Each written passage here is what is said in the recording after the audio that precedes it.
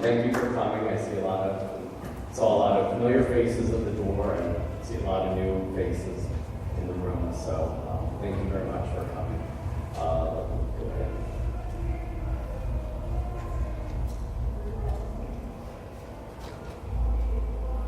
Okay. I'd like to thank, first of all, Nova Southeastern University and the Museum of Art of Lauderdale for inviting me to speak today. It's an honor for me to be able to present my work in conjunction with the research and developments concerning the Belonging exhibition. I'd especially like to thank the museum's director, Bonnie Clearwater, curator Barbara Lyons, who just introduced me, Luke Jenkins, Adrian Chadwick, and the staff and funding organizations making this event possible.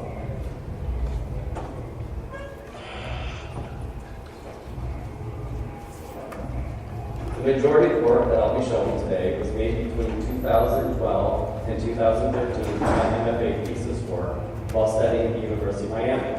Because of this project's impact on how I perceive notions of home, safety, family, possessions, belongings, dwelling, and ultimately the broader concept of belonging as a person in a greater society, I have continued documenting and exploring this topic of homelessness. I've been including the images of this presentation.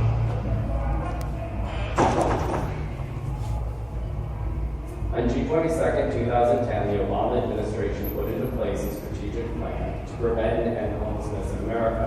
Open Doors aims to end chronic homelessness, especially among our nation's veterans, by 2015, and among children, family, and youth by 2020. And what I'm going to do is I'm going to talk and basically a lot of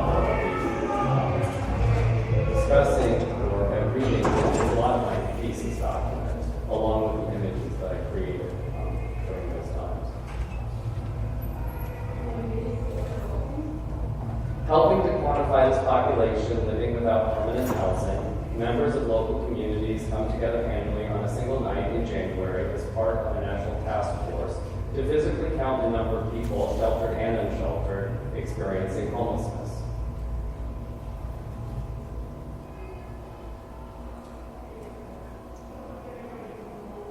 In 2012, reporting from the geographic areas that they serve, local planners, or continuums of care as they're called, estimated that from this one-night snapshot, 633,782 people throughout the United States in 3,000 cities and counties were homeless.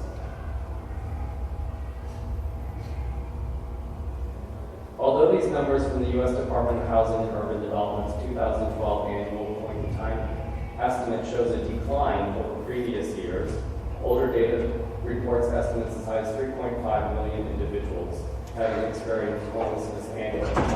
The domestic dilemma is hard to exactly pinpoint. Although difficult, the plight of homelessness isn't new. It has endured since the beginning of human existence, and the ways in which we deal with it as a society and cultures is ever changing.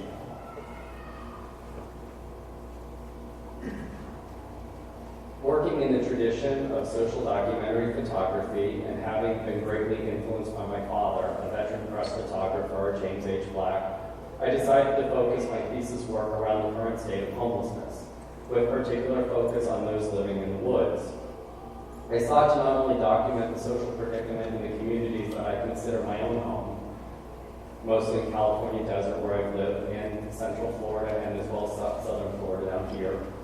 I seek to explore the concept of home and belonging while exploring the resilience of the individuals that I encounter in the woods and attempting to uncover our physical and psychological worlds together.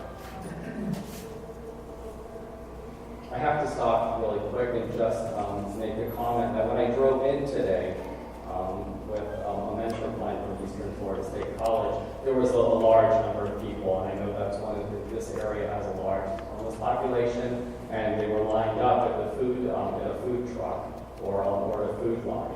And in preparing for this, you kind of see that impact. And as I got into the woods, I was astounded by the number of tent camps that I would find that I hadn't noticed that they were there. I think people are really resourceful when it comes to being able to camouflage and shun away from society, which I also think is it's sad that people have to feel that they have to do that, but I mean, I just think it's a growing issue, and it's something I commend the museum here and the community and the funding sources for recognizing that problem and trying to figure out ways to integrate people, as a part of our society.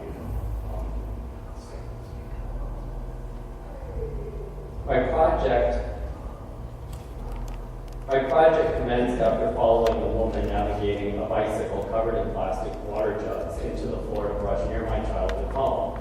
I was welcomed into the forest, offering resemblance of a basic abode. It had a strange yet recognizable floor plan, a crucifix tied to a branch in a tree marked the entrance, while a cooler surrounded by folding chairs served as a dining room table. Beyond her main tent and sleeping quarters, I spotted a portable commode which was partially draped with a sheet over twine, offering a modest restroom. Several tents further back comprised the bedroom area for others in her camp, and that's Joanne. Often identified as a place of enchantment, the woods have become refuge for individuals who have lost their ability to maintain secure living accommodations. Poverty and lack of affordable housing are the primary risk factors, claims the National Coalition for the Homeless. However, others at risk are those who suffer from mental illness, addiction, and domestic violence. By simply hiding themselves, these people hide the magnitude of their quantifiable truth. As I began to actively seek out other homeless persons, I began and became alarmed by the sheer number of individuals I encountered who were just barely scraping by. Sometimes just large yards beyond an overgrown sidewalk or subdivision wall, or other times deeper in the woods. In one of my ventures into a camp off Sterling Road in Dania, a man with festering diabetic wounds, filled with frustration, said to me when I asked him of the situation, "We hide so that you don't have to look at us."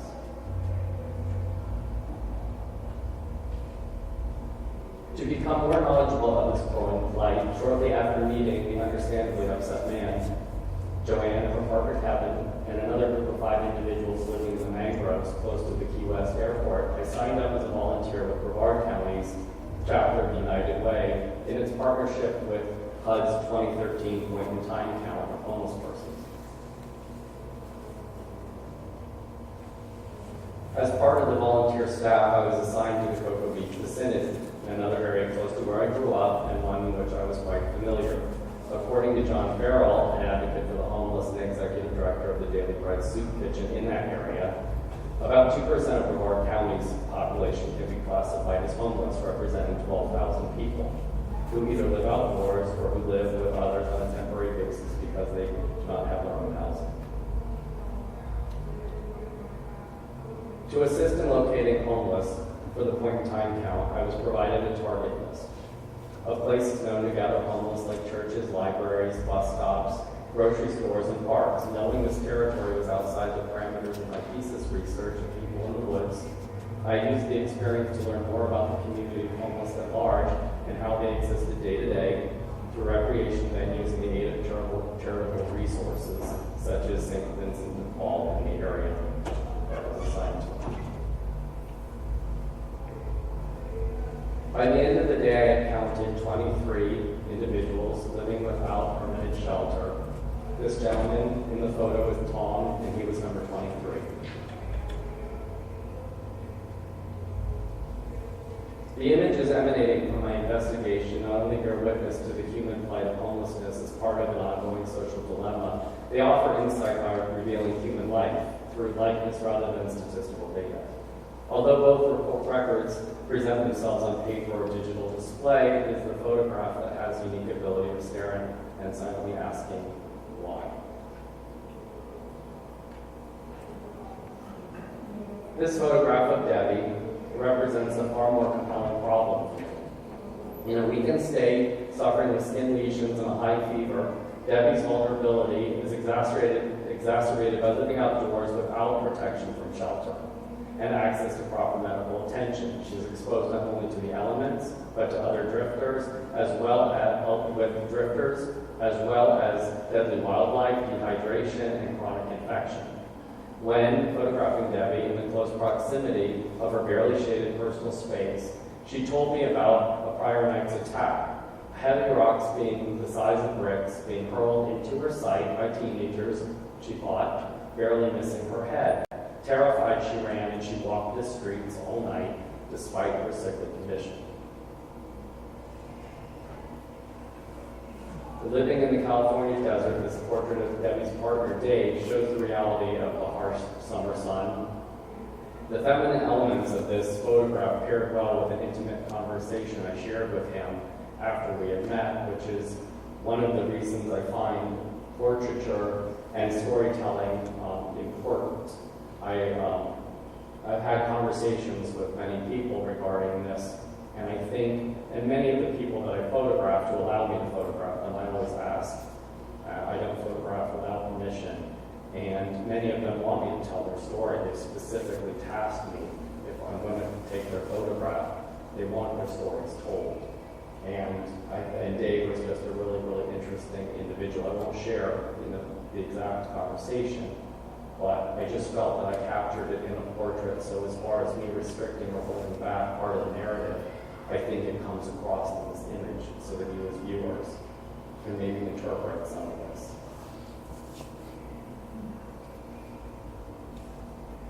Arresting portraiture was a critical tool of early work of both Jacob Riis in New York while working in the urban slums of New York. And similar to Riis, in 1872, John Thompson produced a body of work called Street Life in London, along with the writer Adolph Smith Headingley. One of the Woodbury images, titled The Crawlers, features a deflated woman comforting a child. At the time of Riis and Thompson, the medium of photography slowly became useful as a tool of social activism and campaigns for social reform and improvement. However, the concept of using camera documentation to improve social conditions didn't evolve till later, so long as poverty was regarded as a punishment for sinful behavior.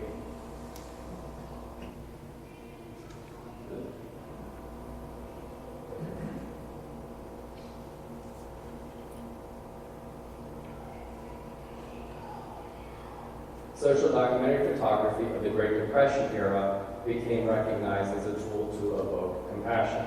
The Farm Security Administration, or FSA, consisted of photographers Dorothea Lange, Arthur Rothstein, Walker Evans, Meg Shawn, as well as others led by Roy E. Stryker. The project of visual documentation of work and living justified federal expenditures for relief projects. Dorothea Lange's iconic portrait, Migrant Mother, is often used as the example.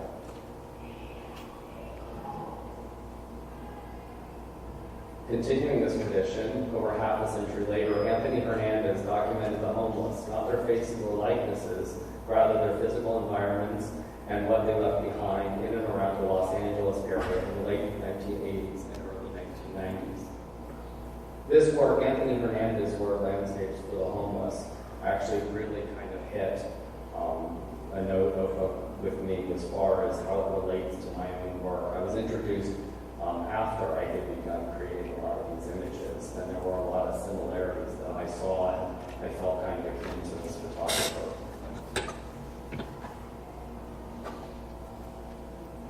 Continuing today, photographing the homeless is a frequent and abundant occurrence.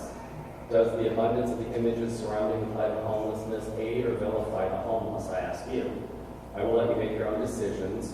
This photographer, Lee Jeffries from Manchester, England, appears to apply a literal harshness to his images.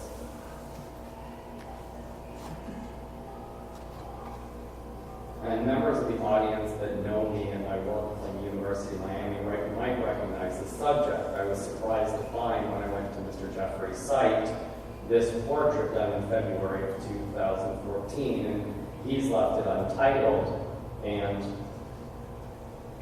I photographed this gentleman in 2013, just a year prior, and I wanted to show the differences, actually, and not with any intent. I'm not making any commentary. I know our experiences when we meet people, but something that I find compelling is George introduced himself to me as bulletproof. And I started investigating further of his past, and he shared a lot of information, but over time we started to develop a trust. And you know what, that trust, I think, is apparent in the photographs over the course of photographing him. Again, you know, I brought George into the studio. He was a great muse. And I think the time that we spent together in between our photo shoots, he began to like the photo shoots. And I began to really enjoy his company. So I don't know where George is. I hear from George frequently, but it's been a little while since I've heard from George. So just seeing Lee Jeffrey's portrait of him in 2014 lets me know that George is still alive, which is it's nice for me to see that. These are images. When I first saw the portrait of George in a fight position, it's definitely one of the aspects of what George has to do to survive, not necessarily something that he is a person. I mean, I didn't see that side of him. He was curious. He wanted to know about my camera.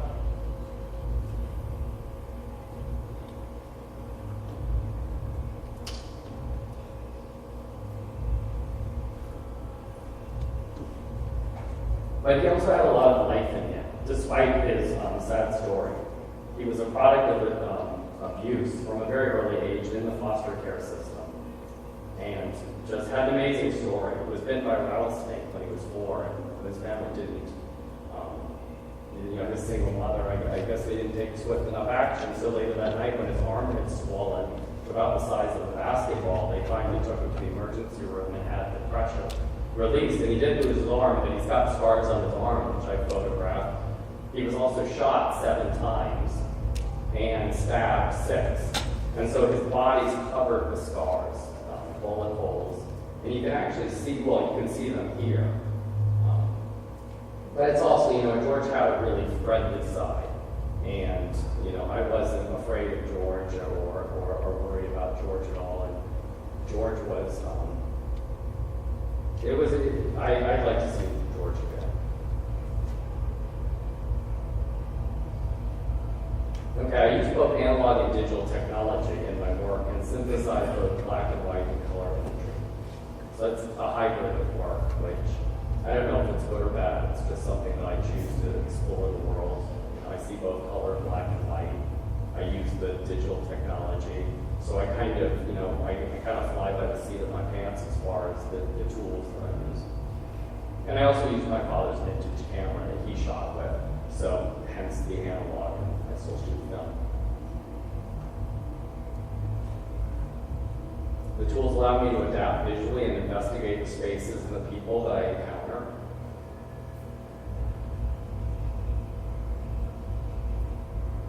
This space actually here, I had some that was very colorful and I found it really interesting, but I photographed it over the period of a couple years, and I've gone back there recently and actually had a knife pulled on me by the person that's living there now. And I think it was just a warning, but it's still, you know, I'm aware of the situations that I go to, but that was kind of the first one of hundreds that were being in the woods that I actually kind of had to watch myself, you know, and wasn't really sure. But this side right here was that where this gentleman was, this fire was, there was a handicapped woman that her son lived with her in the woods and took care of her. You know, and you see a lot of the you know, the assistance things that she had as a handicapped person that were really sad. I just wonder how difficult that must have been for her to try to live in the woods. And it was pretty far back too, with all the vines and the mosquitoes and the wetness.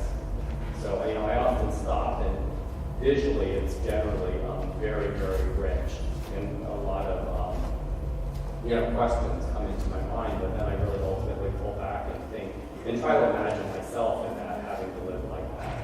You know, or on a street. I'm not saying either's different. I just particularly found it unique, the people living in the woods, because of the quantity that I didn't realize was living just behind, you know, sidewalks or, you know, in parcels of land, undeveloped land. Photographer and art educator Janice Crystal Lipson describes the aesthetic appeal of film in the photochemical process. When an exposure film is made, light makes a physical impact on sensitized gelatin, and a genuine light bulb is created. She continues, upon close examination of the surface of the side of the piece of film that carries the emulsion, a tactile sculptural relief is apparent. It is something like an impression, a pattern made by one thing being pressed into something softer. The process underscores the sense of physical fidelity that film possesses, for me, because there is a physical encounter between subject and material. And this was the first time that I actually was able to see it articulated the way I was feeling. I couldn't really describe, and it's been talked about the aura of film, and I really couldn't describe it until I ran into this individual's description, which I thought was really, really great for how I think of film. Light is physically sculpting the gelatin material. That is, there is an actual palpable sensory incident. Light lives in, I prefer, physicality of photosensitized ingredients layered on a transparent surface of film.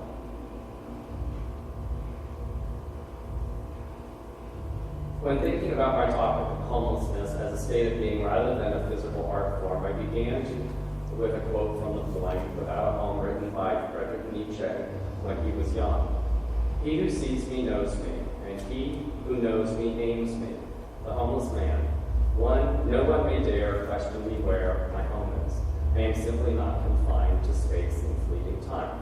And although I know this is a metaphor and not necessarily the physical reality, I entertained and considered this thinking.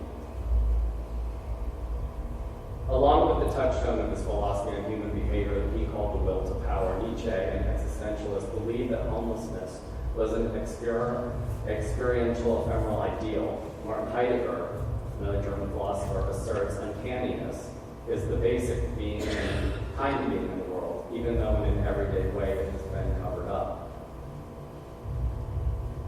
Nietzsche, like many metaphysicists, believed in the relationship between nature and objects and their properties, their existences and their essences. Considering the discourse of the physical and psychological home, whether in Nietzsche's time or today, where we find ourselves and how we see ourselves in places we occupy, remain two distinctly personal realities. And I think this object kind of represents when I walk into some of these spaces in the woods, I really kind of am taken back by this is only half of the tree that I'm photographing. There's a whole other bottom part with a step ladder and a vine going up to the backside of that tree, later up to that box spring mattress. So not only it was visually very interesting for me, but I climbed up and got into the box spring. The person wasn't around, and I hope they weren't mad I didn't mess everything up. But I just thought it was really, really interesting, and I thought I related to that person because in Florida I'd probably hire in trees, pretending that snakes don't climb either. Again, Martin Heidegger, a successor and admirer of Nietzsche's in his work Brief über den Humanismus, speaks of a growing crisis in the human condition in the modern world. Like Nietzsche, he too refers to this under the metaphor of homelessness. Heidegger regards homelessness as the more fundamental cause of what Nietzsche identified as nihilism, the loss of meaning and purpose in life, and of what Karl Marx identified as alienation, the human being existing out of harmony with his essence, which is, I think, one of the things that as an activist, I'm interested in finding how to bridge that so that we don't alienate and we don't disconnect. The idea of dwelling that is so prominent in Heidegger's later writings is clearly topological, writes Edward Rolfe in his article Disclosing the Ontological Depth of Place, Heidegger's Topology by Jeff Malthus. Dwelling embraces a number of meanings, including cherishing, protecting, caring for, and looking after. To build involves a productive relationship to one place, but to dwell means to be in certain relation to place. And as Rolfe continues, dwelling stands in opposition to what Heidegger called the oblivion of being. Hence the title. Originally, I chose more about my own oblivion of being and what I recognize and how I interact and how I view others. And in the larger dilemma of homelessness. homelessness and where I fit into that. But I also think kind of the oblivion of being really integrate to the oblivion of belonging as well with this vein. Sigmund Freud's theory of the origins and nature of religion is perhaps an enlightening component to this dialogue, where he offers that religious belief arises from a recognition that our very existence is constantly in the hands of great natural forces, the elements, disasters, and diseases.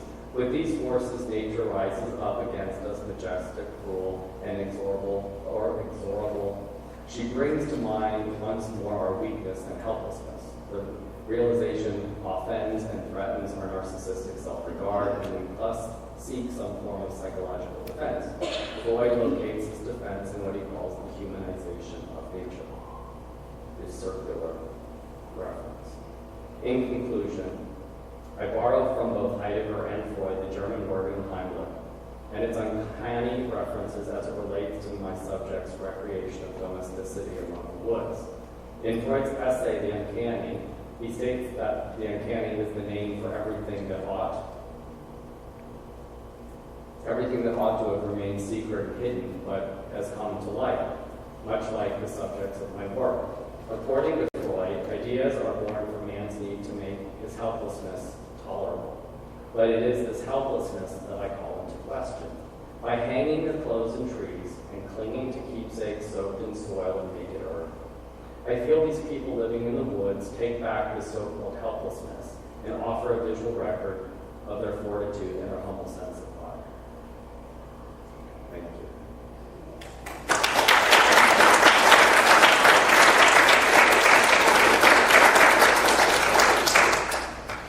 And I believe we've got some time for questions.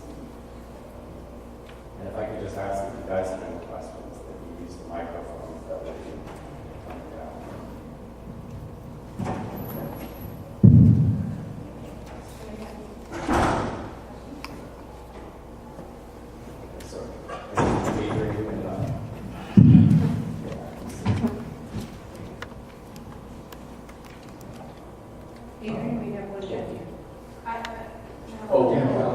Yes, I have a question. I want to know what was your experience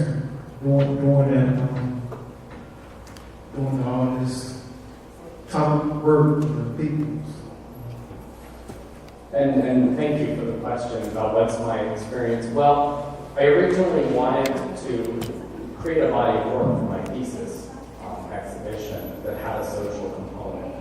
And as I got involved in this project, and despite worries and fears of other people, it's kind of like become a part of. I can't really stop this project. I feel that the problem of homelessness, or the way that it's perceived rather, is only growing. So I'm going to continue to create this work in the hopes that, and also the cards that were passed out, I've reached out to nonprofit organizations so that the work could be sold, so that the funding, 100% of the profits after the cost of the materials will go to nonprofit organizations.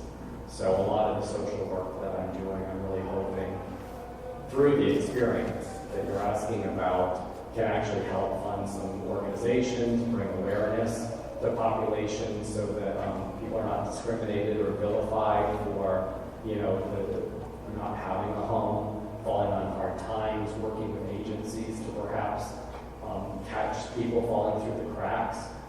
We do a really good job in this country for families with children, however single, adults and males particularly, people coming out of prisons. There's a lot of cracks and there's a lot of areas that I think would use improvement, and hopefully by presenting homeless and people in tough situations from a more compassionate viewpoint, I think is kind of the direction that I want to go. So the experience has changed me in that now I'm kind of committed to this project on a long-term basis and looking at ways to be able to help raise dollars and awareness rather than just completing a degree requirement. I'm curious of the people that you met, what impression you got and how many were suffering from mental illness? That's a great question. I really steered away from extreme mental illness, only because I didn't want to agitate people that seemed like they might be agitated, so I proceeded very cautiously.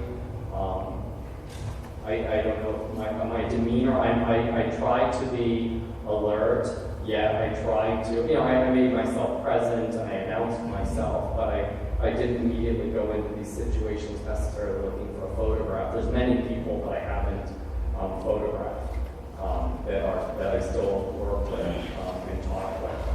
And so there was several instances of mental illness that, I just put my camera down and instead I talk with them or I get water or I bring back things that they might need. There's one woman actually that I will show.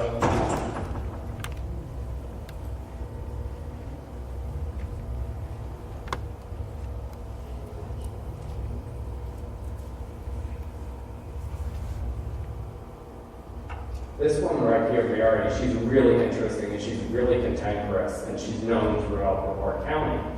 And she, in not a pleasant way by a lot of the municipalities, and she's litigious with a lot of the county, systems, but she suffers severe seizures.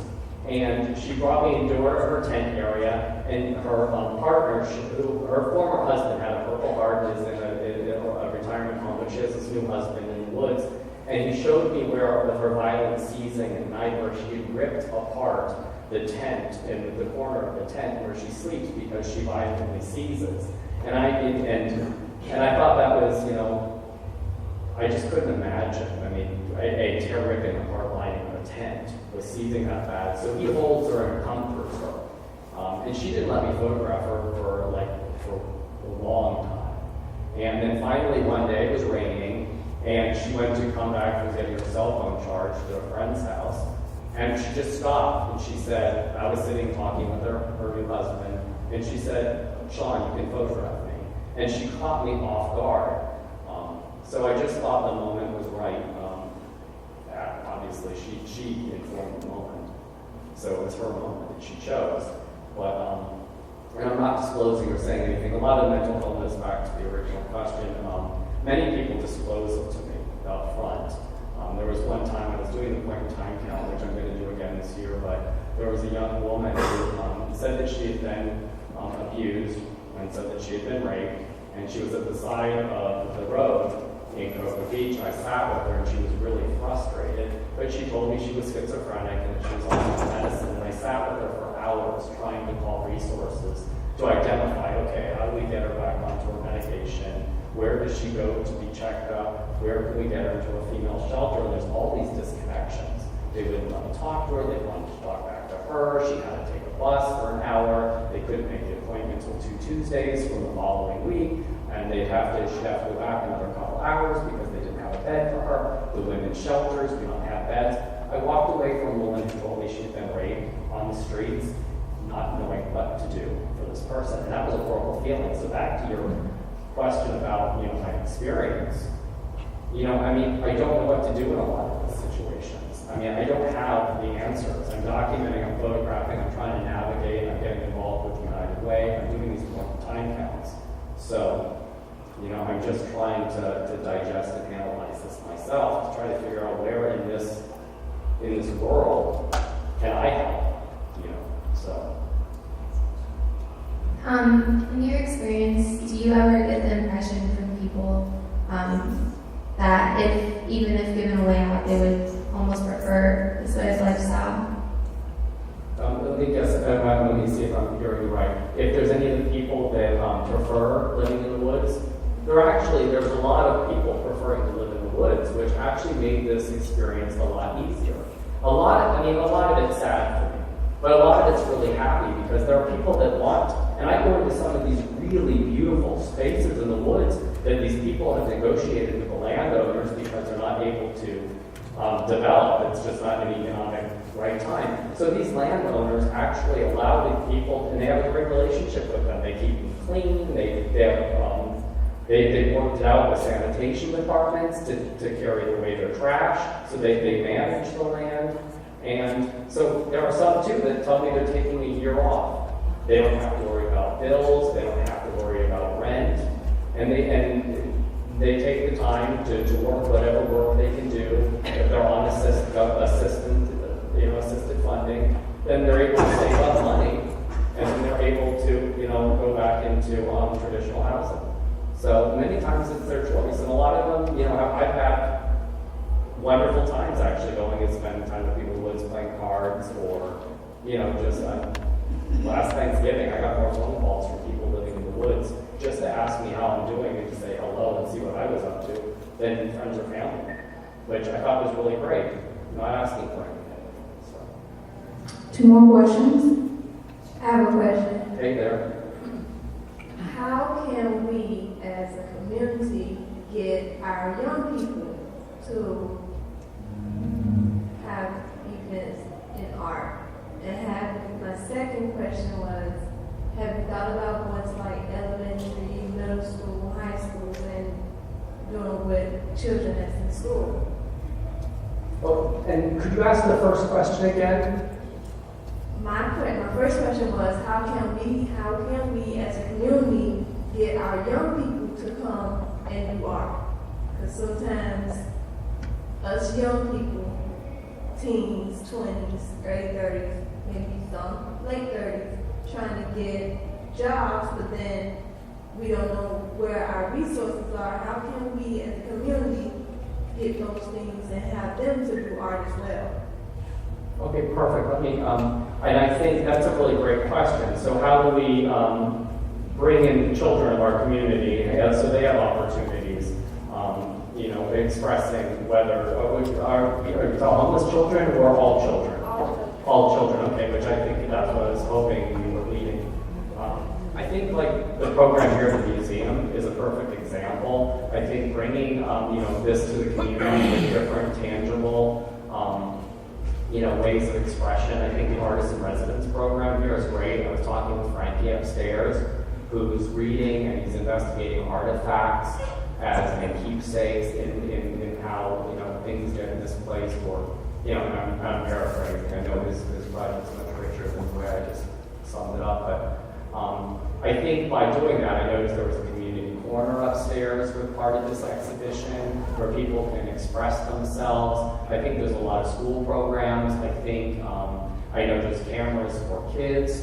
There's a lot of agencies and groups that are bringing programs. I'm working on a program with SunServe, which I think is one of the nonprofit organizations up in Broward here that I'm going to be hopefully doing a project with, where art is helping them kind of express themselves, and also as a portrait photographer, it allows me to document and to look at subject matter for me that's very close to me. So I think communities are waking up, and I think particularly, I commend this museum and the funders for recognizing and putting dollars in a really tight, financial time towards these events that bring in communities. And hopefully, if you have children, then you'll look for opportunities. You'll talk to us.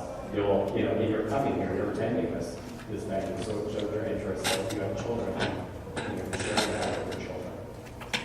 Okay, last question. Sean, have you ever spent a day or two with the homeless overnight? Overnight? I had a couple of experiences personally in my 20s where this was where I didn't have resources to stay the night because I burned some bridges. And so I was asleep, and actually downtown, I have some spots in downtown Broward and Fort Lauderdale that when I drive by, there's a couple places that I remember that I stayed the night in. And just, my circumstances were, sleeping off some, bad decisions. But, so, I think in that regard, and I'm not necessarily, ashamed to talk about that because I think that kind of relates me to the situation. I don't consider myself outside. I don't consider myself other when I go to the woods, and that provides some of this commonality to some of these other issues that I encounter. I generally share that with people. So I have, but I don't mean to minimize either other people that don't have resources, to have, outside of one night or things doing, you know, things that I had control of as an adult. That, you know, I made that decision, so I paid for them. But many of the people in the situations that I'm with in the woods don't have any other options. They don't have, you know, safety nets, and they don't have, and their options are not selfishly imposed. It's, you know, economic factors that they get squeezed out in the equation. You know, lack of education.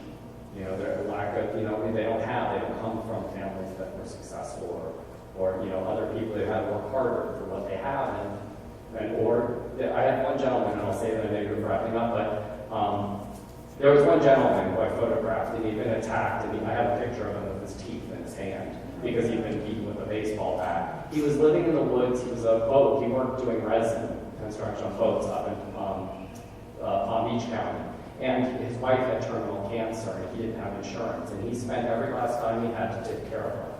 Lost his home, and after she died, he went into the woods. And he makes the money to survive by taking jobs, you know, with some of these boat makers. But that industry is, you know, no longer there. So he lives in the woods, but he lost his money by taking care of and providing comfort to his wife who was dying of cancer, who did die. So, you know, I'm very humbled, and, you know, I look at it and feel sometimes ashamed of, you know, not being, you know,